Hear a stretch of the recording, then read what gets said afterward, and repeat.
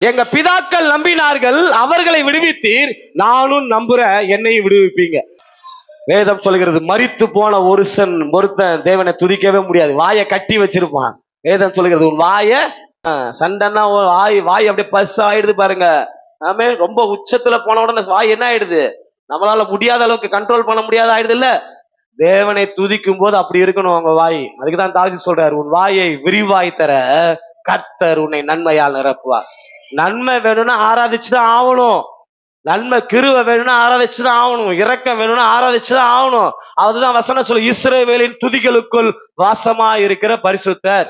நீ துதிக்கும் போது யாரு வர்றாங்களோ இல்லையோ, யாரு பாக்குறாங்களோ இல்லையோ, அவர் உன் மன வேதனையை அறிஞ்சிருக்கிறாரு. நீ துதிக்கும் போதே அந்த துதி எப்படி தெரியுமா இருக்கும், கஷ்டத்தோட போராட்டத்தோட. அந்த துதிகள் நான் சொல்லுவேன், வெளியே யாருக்கும் தெரியாது. வெளியே நீங்க சந்தோஷமா துதிப்பீங்க, ஆனா உன் இருதயம் எவ்வளவு கஷ்டப்படும்ல, அதை